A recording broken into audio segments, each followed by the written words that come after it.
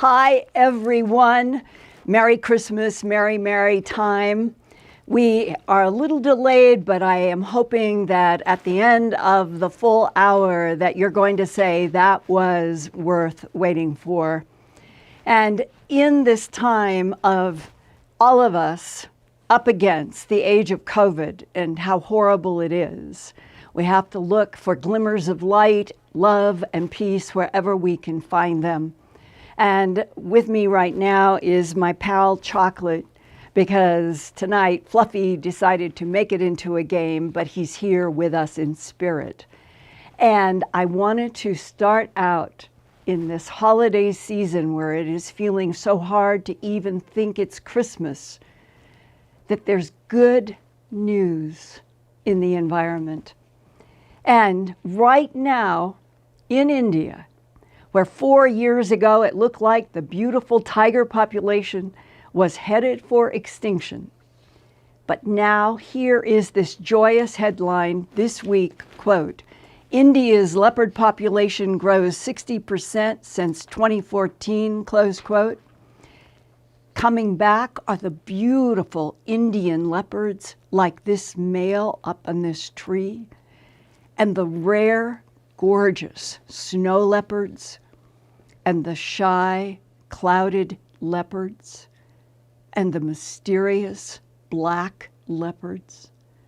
As wonderful as this news is for the Indian leopards, today, December 23rd, the UK Sky News had this breaking news, quote, COVID-19 second variant found in 2 coronavirus cases in the UK is highly concerning. The new variant is very different to a fresh strain found in the UK, but both appear to be more transmissible, an expert says, close quote. Both cases are people who traveled from South Africa over the last few weeks to the UK. It is thought the South African strain may be behind a record number of people being hospitalized with COVID-19 in that country now. And this has provoked immediate restrictions on travel from South Africa to the UK, struggling to cope with a massive surge of COVID cases that also include a COVID mutation that is estimated to be 70% more infectious than the earlier COVID strains. As of today, December 23rd, at least 40 countries have banned or limited UK travel, while medical scientists are studying the 2 new COVID mutations. The awful COVID coronavirus has now finally spread to every continent on Earth, including finally in Antarctica. Here is a tweet from the South Pole continent yesterday, December 22nd, 2020. Quote, COVID-19 has reached a research base in Antarctica. Until Monday, December 21st, Antarctica had been the only continent to remain free of the global COVID-19 outbreak. The Chilean army confirmed 36 positive cases among Chileans stationed at the O'Higgins base in Antarctica on Monday, including 26 military personnel and 10 civilians, close quote. And this aerial was taken by Dr. Eric Ding in work there in Antarctica. Now, last week, I presented my Zoom interview with Renan Shaked, the staff feature writer for Yediot Ahronot in Tel Aviv, Israel.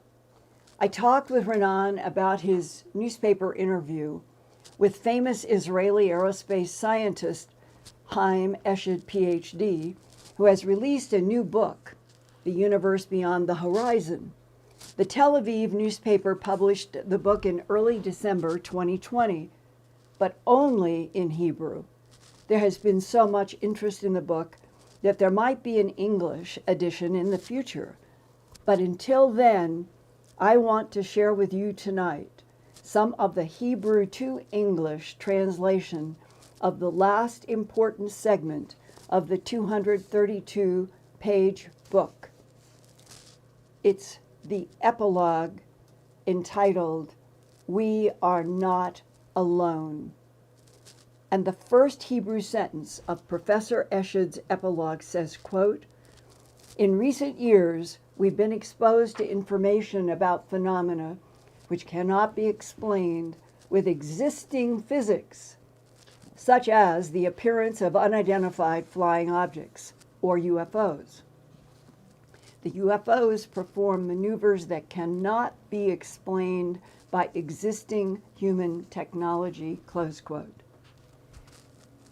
That title, "We Are Not Alone," at the end of this book is Professor Eshed declaring there is evidence of extraterrestrial vehicles, advanced technologies, alien bodies, dead or alive, and evidence of intelligent structures on Mars that he discusses, all alleged truths still kept from the public.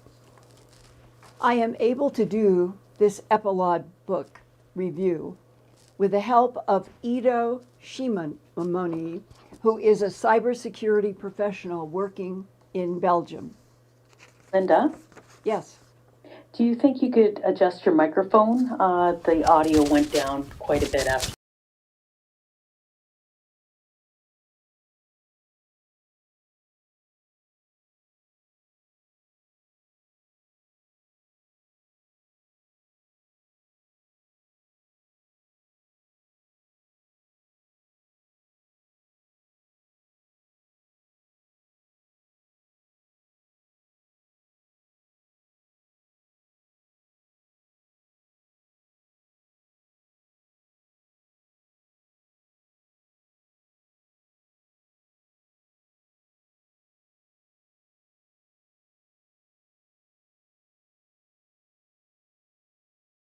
And I'm going to bring the levels down.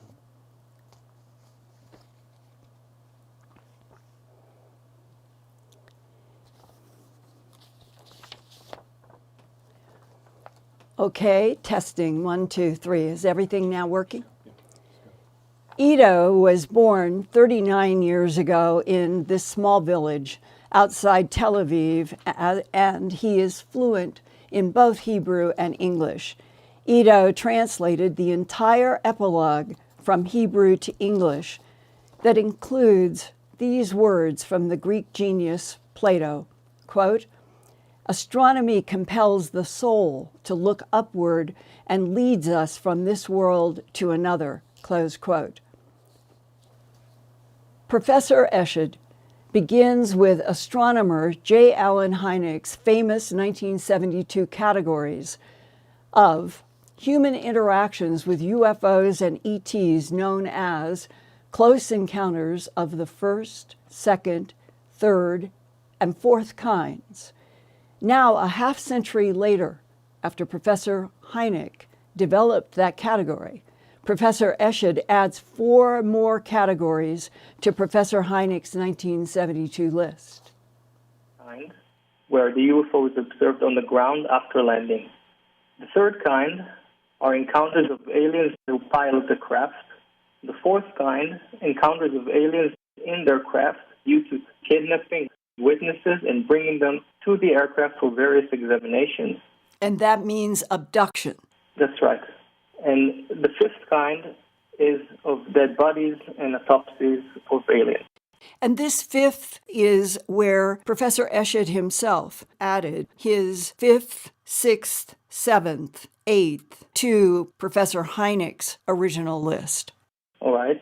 So translating from the book, it says, evidence provided by astronauts allows the use of another criteria, and that is evidence for emergence of UFOs outside the Earth. And here are 3 more types of encounters. These would be 6th, 7th, and 8th. Right. So the 6th kind is the testimonies of astronauts in Earth orbit. The 7th kind, testimonies of astronauts of the Apollo program witnessing UFOs in the lunar skies. That is testimony of astronauts who would see unidentified aerial objects in the sky of our moon. That's correct. And the 8th kind is UFO photos taken elsewhere in the solar system, such as on planets like Mars. and we'll get to more on Mars in a few minutes. But now let's go to where Professor Eshed goes into two UFO incidents. One is in the Grand Canyon of Arizona at a place called Comanche Point, and the next will be in Kiev, Ukraine. Right. Translating from the book, one discovery is in the spring of 1994 in the Grand Canyon near Comanche Point, Arizona. The group of investigators called to investigate a strange craft lying in the bottom of the canyon is 4,000 years old. Those who arrived at the scene were scientists with high security classification. It turned out that the craft has an elliptical structure 50 feet wide and 16 feet long, and despite the crash, it is in good condition. It was made of extremely light metallic fibers, and the type of metal was not known. It emitted low energy levels, and carbon tests have shown it has been stuck in the sand since 2000 BC. What is clear is that the source of the vehicle is extraterrestrial. The internal structure showed that the alien crew were human-like, short and oxygen-breathing. The vehicle was operated by 12 to 20 alien beings. The power source of the craft was nuclear, and the navigation system was magnetic. This craft had spaces for food and water. Tests showed that alien crew members left the spacecraft after landing and lived in the area for a few years. Information for these tests is found in the form of cave paintings in the area, showing figures of strange men with spherical heads. The implication of this Comanche Point case is that Southwest rock paintings could be linked to UFOs and ETs long ago. Indeed. Now let's go into the next one about a UFO investigation in Kiev, Ukraine. After World War II, following the evacuation of the ruins at a depth of 18 to 20 feet underground, a very strange craft was found. It was shaped like an arrow cylinder, 9 to 16 feet in diameter, a length of 16 to 19 feet, painted silver and with no seam lines at all. The back was torn from the craft. On the sides of the craft, they found various connections that gave it the shape of an arrow. The army was called to check what it was. The initial impression was a missile from a hostile country. Under a heavy cloak of secrecy, the craft was loaded onto a truck and taken to one of Moscow's suburbs named Podipki, an area now called Klingard. Tests revealed it was between 3,000 to 5,000 years old. It turned out it was first discovered in the late 19th century, and those who found it tried to get it out of the ground but did not succeed. The governor of Kiev was ordered by the police and the authorities to inspect the object. The governor did not want to take any responsibility and ordered to bury it.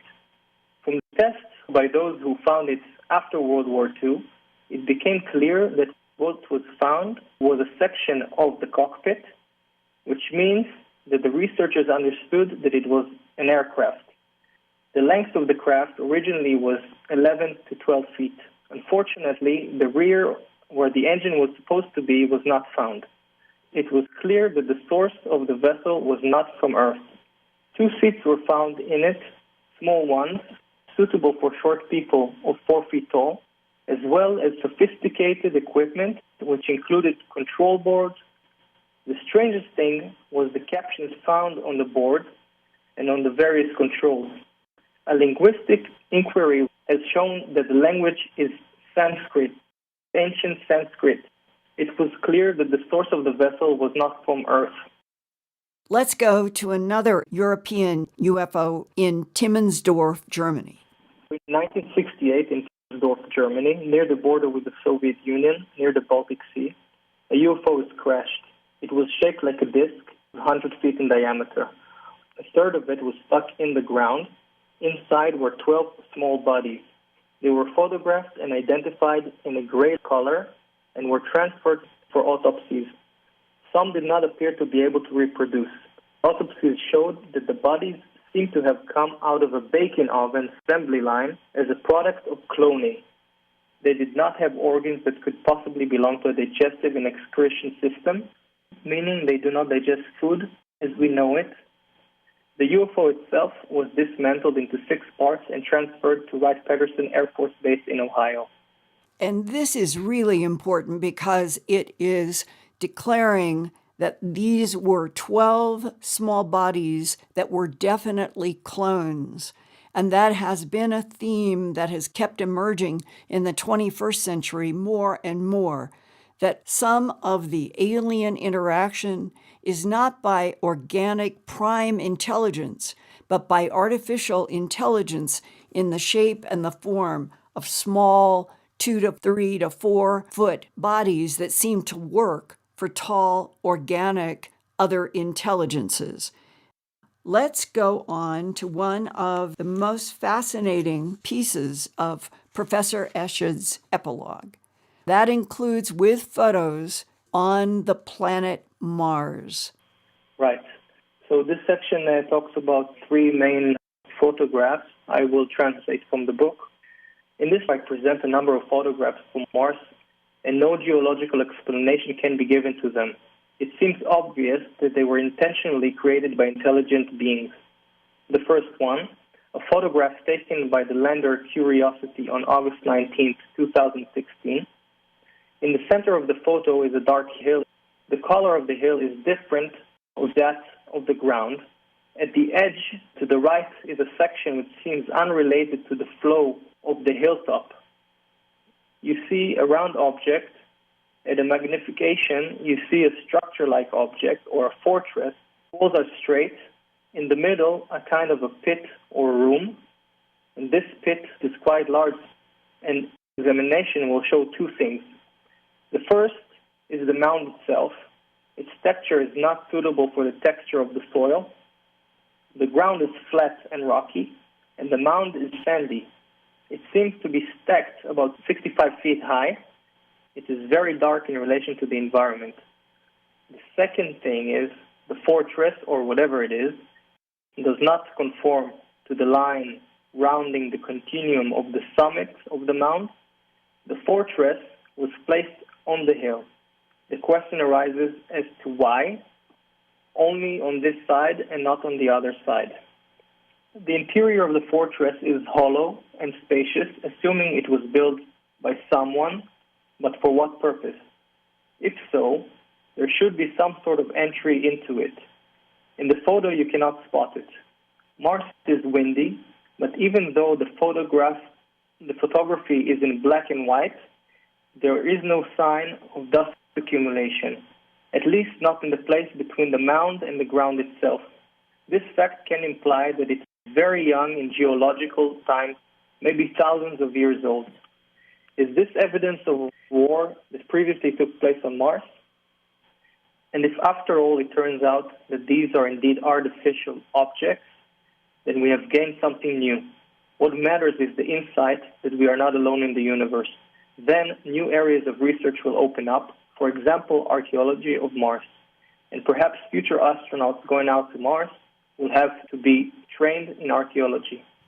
Now, talk to me about the 3 different photographs attached to Professor Eshed's epilogue. Right, so we've covered the first photo of the fortress. The second photo was taken by the Martian SUV Spirit on its 695th day of its activity. And in the photo, you can see a rock cut in its full width, as if a slice of rock had been removed from it and a kind of passageway had been formed. It cannot be formed as a result of the natural weathering of winds.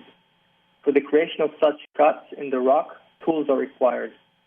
The third photo shows 2 excerpts that are magnified from a photo taken by the Mars SUV Curiosity on Sol 363 of its operation. The top picture shows a configuration somewhat reminiscent of a boat with a large hole in the center. On the left side of the object, you can see a kind of handle. In the second photograph, this object has the shape of a fish. These 2 objects, like several other objects, seem misplaced. How did they get there? Ido, as you look at that wide shot, without knowing the distance from the camera or the size, they could be small in inches or maybe even in feet? Right. Unfortunately, the photos do not indicate the distance or the size of the object, so we can only guess here. It could be big or it could be tiny. But either way, at least when you look at the top picture, for me, seeing that round hole in the middle seems a bit artificial. Until reading Ido Shimoni's translation of the Hebrew to the English of Professor Eshed's Epilogue, that I never knew, I had never heard, that 12 alien bodies classified as clones had been found in Germany in 1968. And there had been at least other reports of clones over the last 70 years, almost going all the way back before World War II. But the German story means that these 12 small beings that were retrieved from a UFO were technically cloned androids. And that concept of alien clones came up as early as the 1941 Cape Girardeau, Missouri crash, in which 3 identical humanoid bodies were described being found in that crash, and later there is a report that they were determined to be clones, identical, manufactured as described by Professor Eshed in his epilogue of his new book, The Universe Beyond the Horizon. Now, I can hear authorities, military, government, political, I can hear them say, if those are clones, where are the ones that made the clones? That question might have been haunting the United States government since at least 1941, and the more clone bodies were found, the more nervous authorities would be, until they could finally meet the clone makers. The implication from Professor Eshed's book, and from my discussions with Spartan 1 and 2 and other whistleblowers, leads to revelations that Earth humans are in collaboration with some non-humans in interstellar trade operations, and those non-humans are supposed to be friendly to Homo sapiens sapien. But it is Professor Haim Eshed himself who told Tel Aviv writer Renan Shaked earlier this month that, quote, "The aliens have asked not to announce that they are here. Humanity is not ready yet," close quote. I truly think that we are ready. I truly think that the human Homo sapiens sapiens species deserves the truth.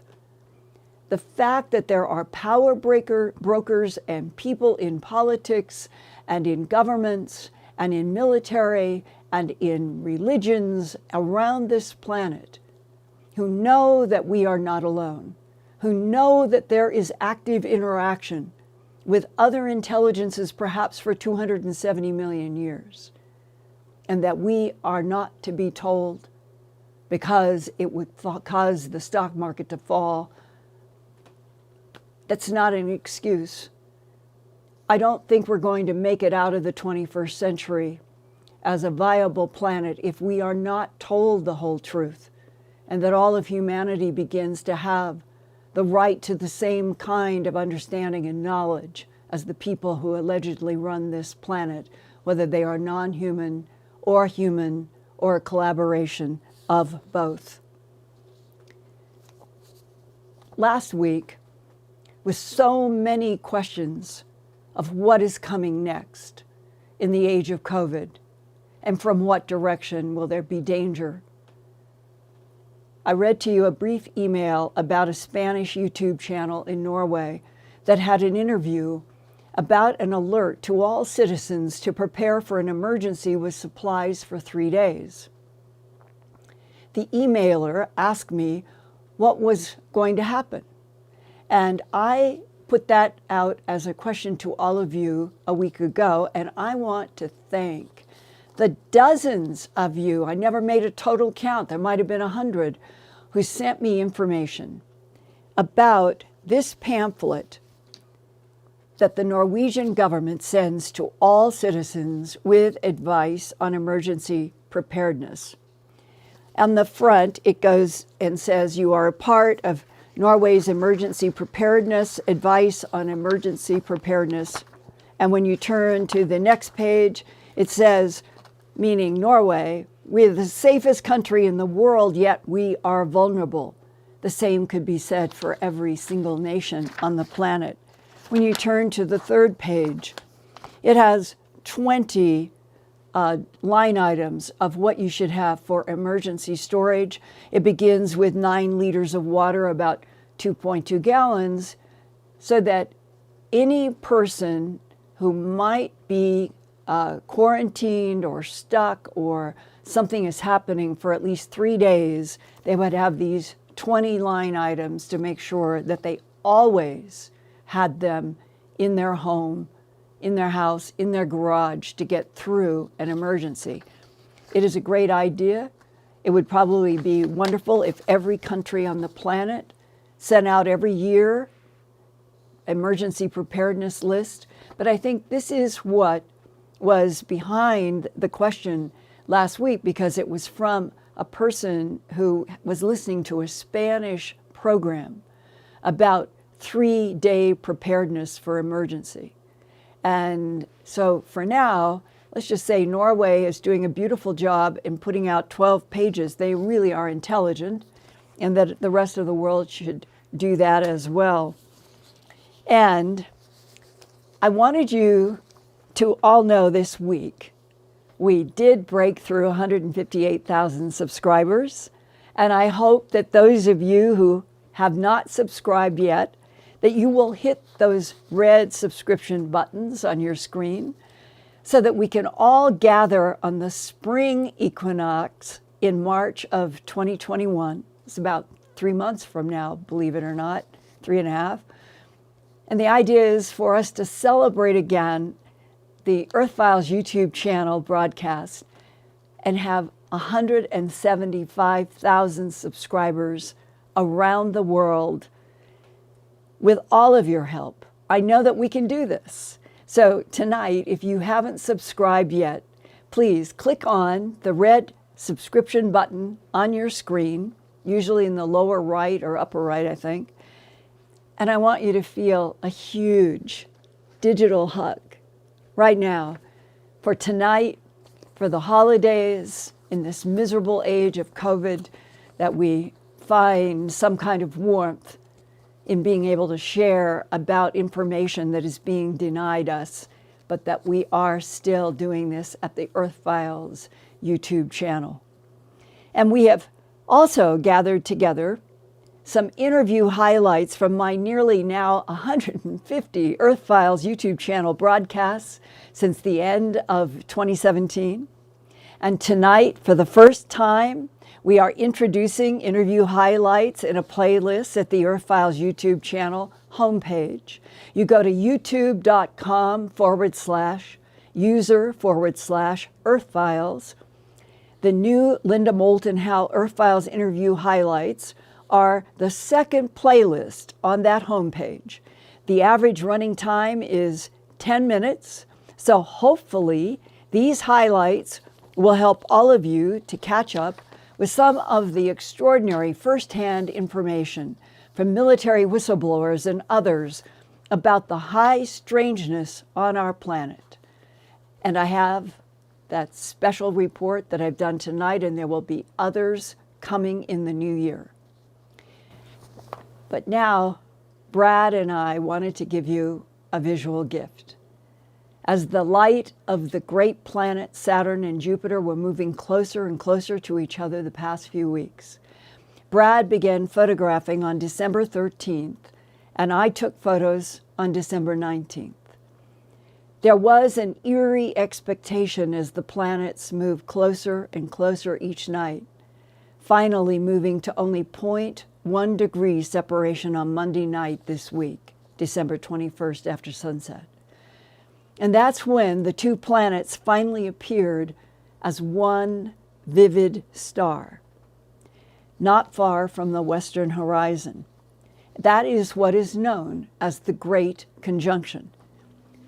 The light of those two planets, that close in the night sky, has not been seen since 1226, nearly 800 years ago. But physically, those big planets were 456 million miles apart. That was also the beginning of shorter nights, moving toward more light as we hit the winter solstice. And I would like all of you to try to hang on with me tonight. The sense of wonder of the light of those two large planets coming together slowly, slowly, night by night, and how many of us went out to take photographs in wonder and to hang on to this winter of profound discontent with COVID, that we can remember some of these moments that remind us how long cycles in this universe, in this solar system, in this planet continue. And what we would like you to do is now to watch some of our images with hope that the new year will be better for everyone.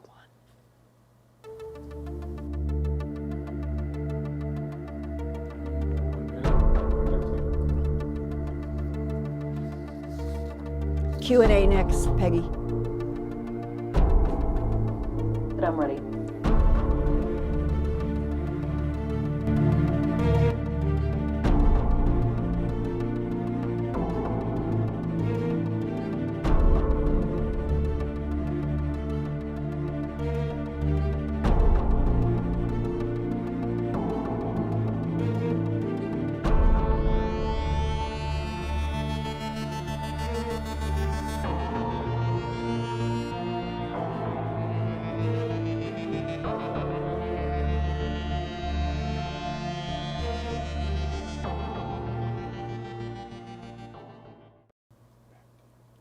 And you know what? That last photograph that looks almost like a watercolor, it was the last shot on the 19th where I thought, I'm just going to try one more shot through the lace of those trees and see if I can make my cell phone go in a zoom. And it seemed so out of focus, and I thought, it's a lost shot. And now I think it is one of the most beautiful images, and again, almost reinforcing that when we think that we have lost, that we are down, that we can't go any further, especially in this age of COVID, that when you just make a try without even knowing what's going to happen on the other end, but just try, hang on, change the frequency, move forward. Sometimes miracles kind of happen. So I love you guys. Thank you for being here with me on these Wednesday nights. It means everything. And right now to Peggy with comments and your questions. Hi, Linda. First, I'd like to say thank you to everybody for their super chats. To anybody watching as well, our super chats are donations made during the live broadcast within our chat window. I'd like to thank Jenna McHugh, Jeffrey Rizzo, TNC, Vicky Martinez, Sexy Sadie, Dr. Dolores Mize, Justin C., Karma Vixen, Academic Art, Natalie Bergman, Emily R., Celissa Rominsky, Jerry Tobias, Chris Young, Isabella Pachetti, Christy Zimmerman, Jared Pemberton, Cat Chaser, Vilma, Rebecca Cole, Travel Time Lily, Kendall 190, Alex Tam, Vegan Tattoo, Leo Zabo, Leslie Odom, Miss Pumpkin Kitty, Leon Brown, Stan Kolowski, Justin C., Dara, and Judy Graham. Thank you, everyone. And you guys give Peggy an ovation. That was fantastic, Peggy. And thank you all so much. Let's try to generate in our mind, our body, and our spirit the most positive frequencies that we can to blast away the energy that is surrounding the earth and the terrible COVID, and that we're going to get past this, and hopefully vaccinations are going to help us. And with that, what do we have as the first comment or question? A viewer was wondering, what do you think the end game is with the ETs that Dr. Eshed is speaking about? Professor Eshed went into the issue in Arizona, in Comanche Point, in Germany, so a wide range here without really any details except in that first specific in Comanche Point, said that when they did the autopsies that they were gray color. Didn't talk about them being clones, but talked about them being a gray skin and sort of human-like and breathe. I don't know how they determined that, unless it was hemoglobin. And if it was hemoglobin, as we know, when it said that they breathed air, I jumped to, well, then were they hybrids?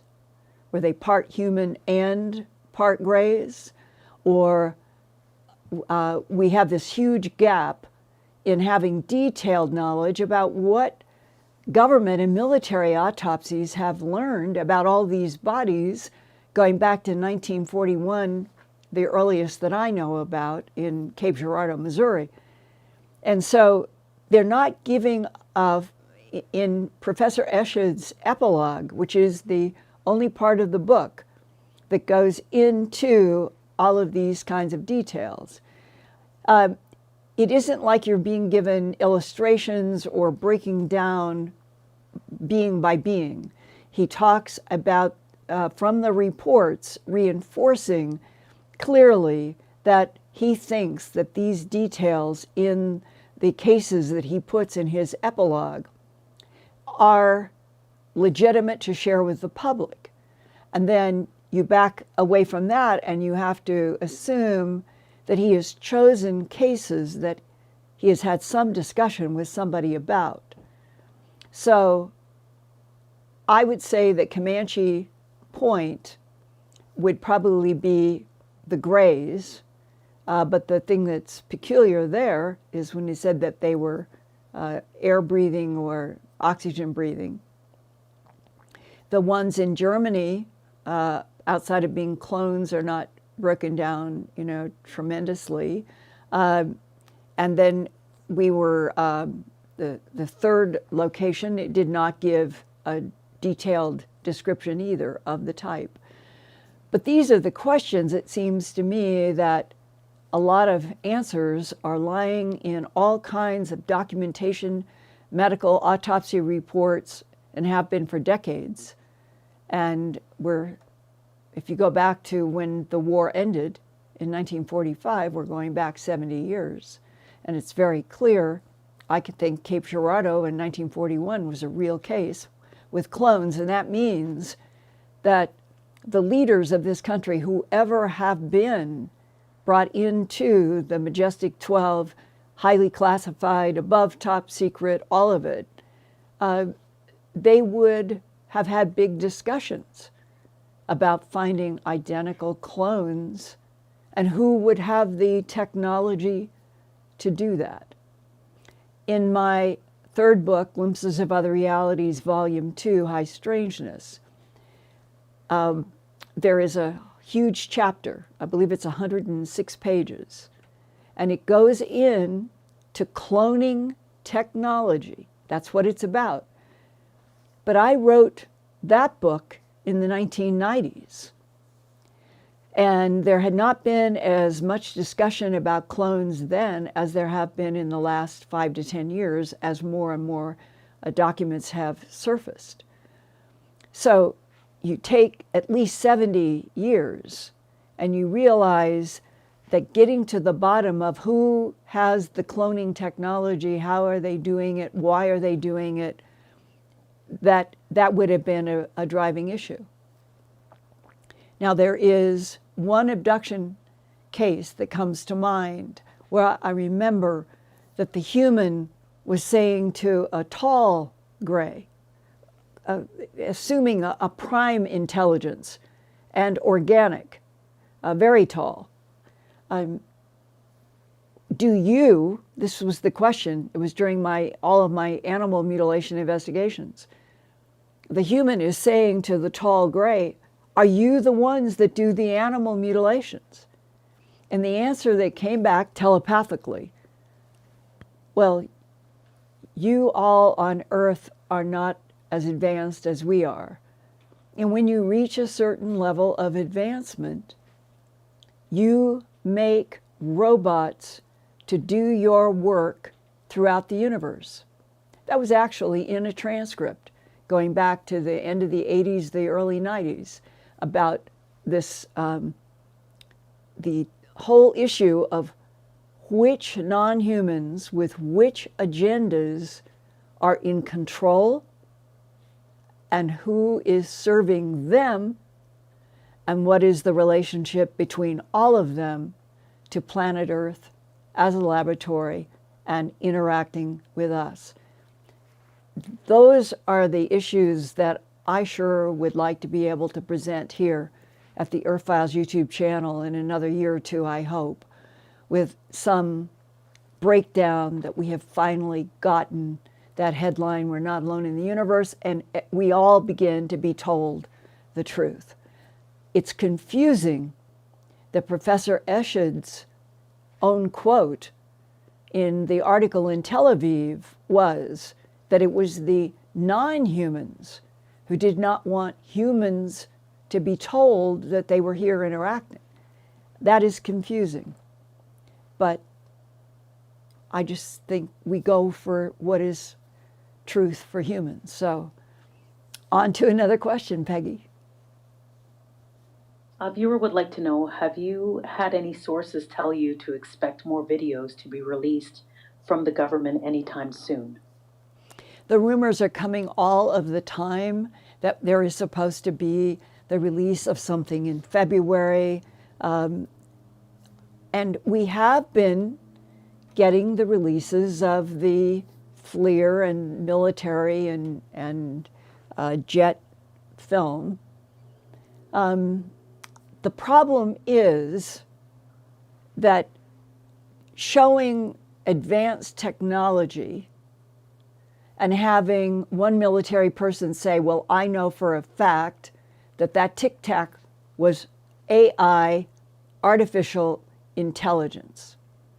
And we know that the ETs do have all kinds of objects that can be in the sky and can go 15,000 miles an hour and stop on a dime and do a 90-degree turn. Humans would not survive that. I think our fastest Mach is getting about Mach 10.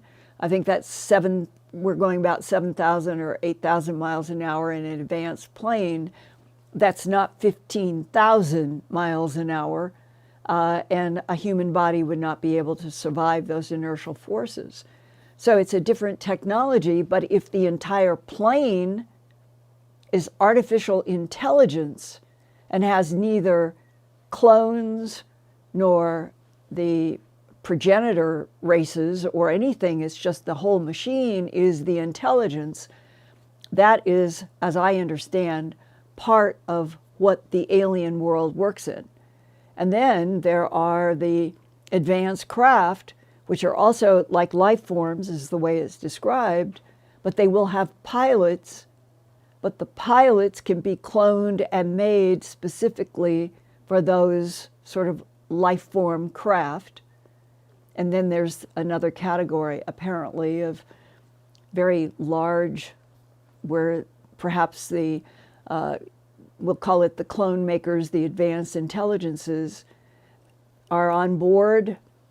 This is speculation, not proved, but that is the landscape in which these headlines or emails or tweets surface and say, just wait, we're going to have a mind blower in February. Well, if it continues to be like technical technology, without bringing into it the context of what do we know now as human governments, political systems, scientists, doctors, about the intelligence behind these technologies, it seems to me it's kind of hollow. But I am for confirming. That's the way I look at it. Disclosure happened in Roswell in 1947. That was disclosure. Flying disc crashes on ranch near Corona. That was disclosure. What we've been waiting for ever since then is confirmation by our government and other governments that know fair well that they have retrieved bodies and advanced technologies and propulsion systems, and there have been efforts to weaponize some of the things that have been retrieved from craft. So now, today, as we are getting ready to have Elon Musk allegedly launch, perhaps in 2024, to Mars, and join up with a public cover that what has been an underground base there of collaboration between human astronauts and non-humans in that underground lava tube base that Professor Eshed has described, that the man who worked at White Sands Missile Range I've told you about came to see me in 1988 in Denver and told me about that. The disconnect between what is real, how much there is underground, how much there already is known out in the solar system, the going into the interstellar trade routes that go throughout the Milky Way galaxy, I have no doubt whatsoever it's all happening.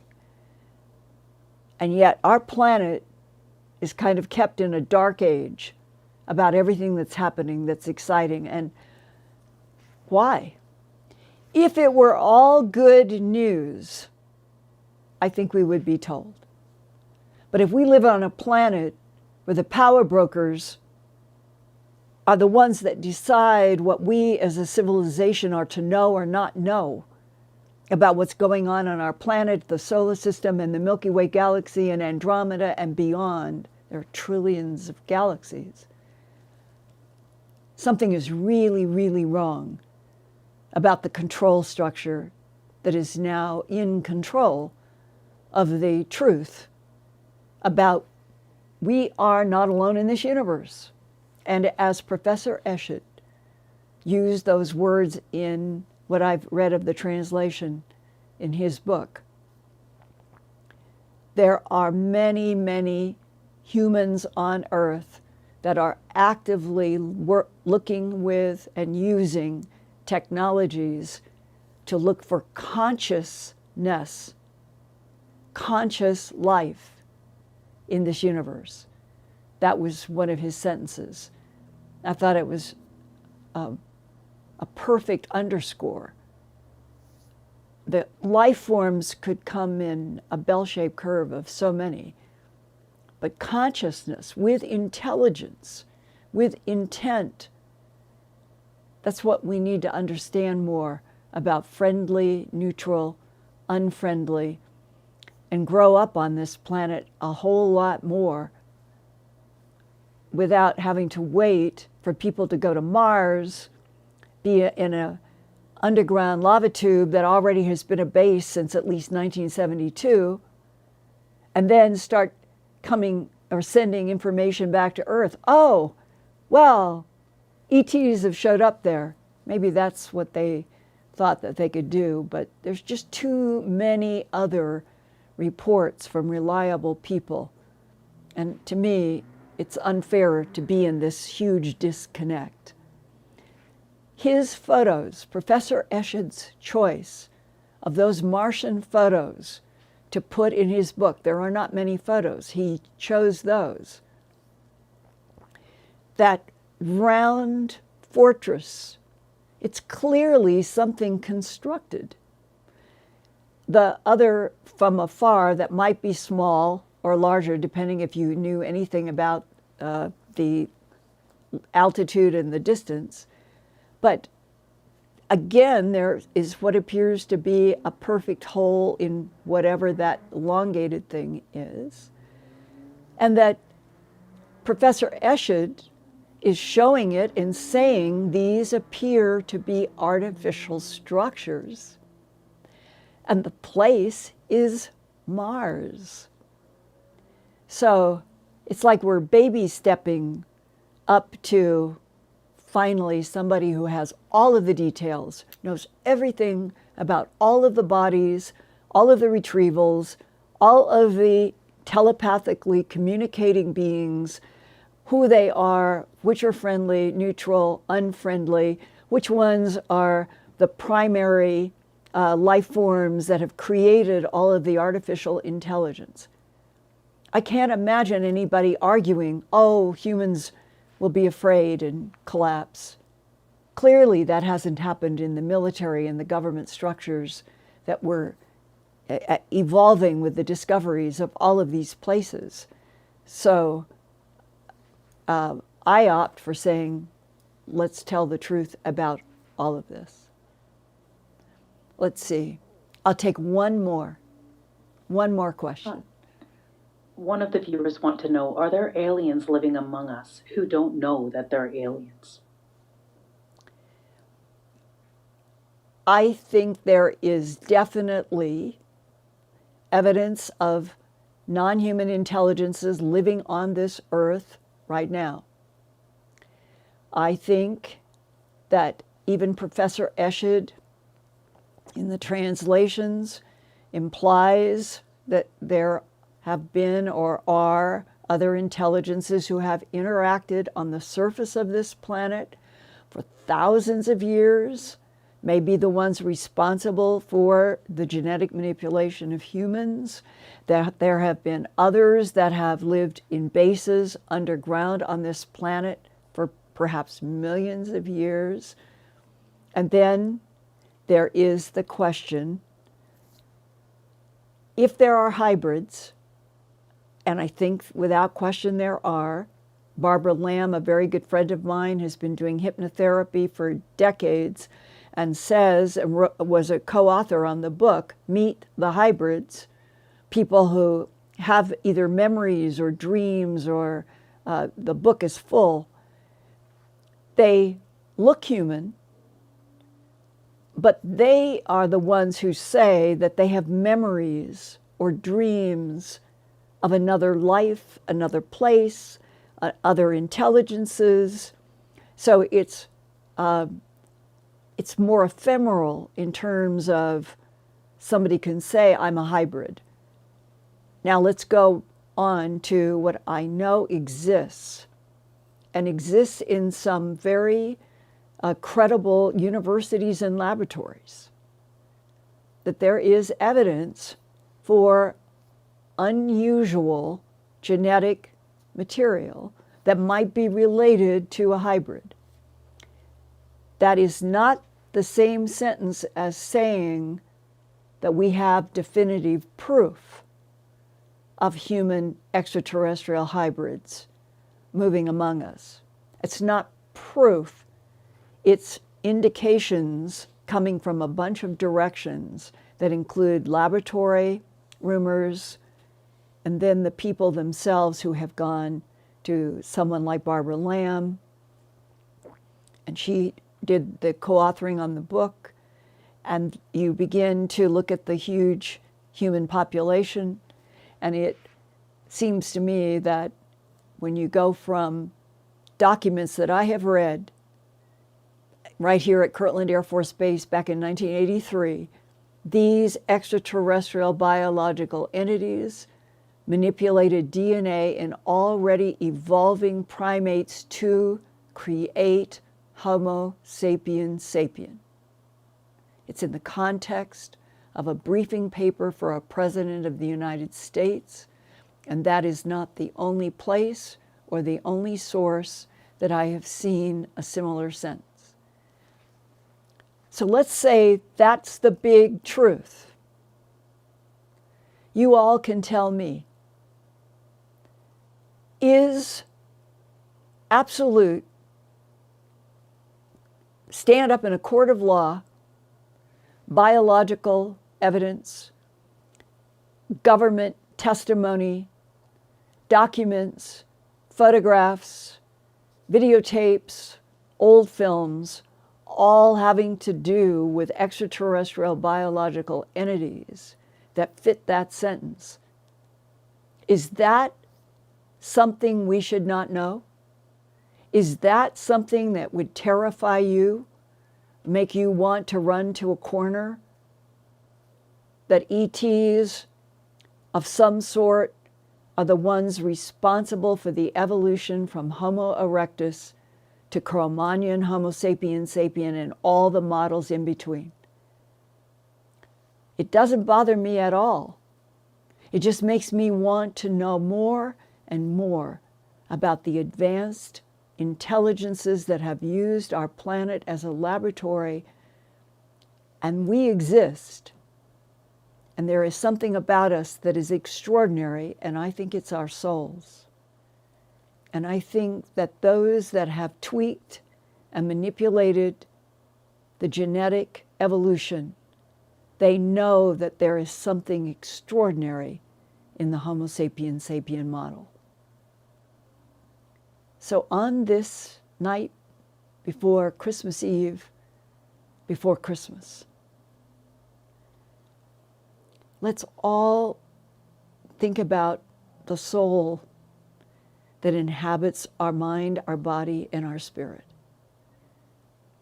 And that if we knew the whole truth, we might be the only life form spirit, the life form experiment that ended up in this vast cosmos with souls so special that they could retain life after life after life of knowledge and recycle it back to the divine field in an ever-expanding, huge cosmic fabric. It is that cosmic fabric that Professor Haim Eshed, in his book, provokes anyone looking at the translations to want to know more about this universe and our relationship to it, because I think we are all contributing to that huge cosmic fabric in every generation of life. And in a way, that's what is behind Christmas. I love you guys.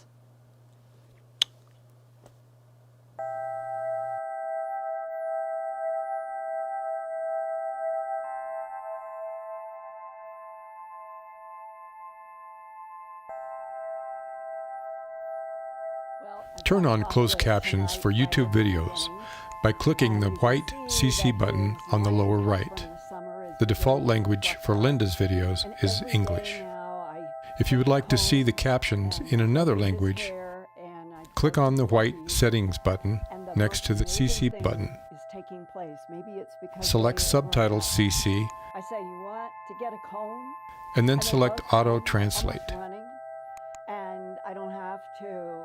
Select a language, and the captions will now appear in that language. Sort of gone through, and they will hold their heads. I never had a cat do that before. And they'll pull against the comb, helping me get out snarls. And I think it's the best they've ever been.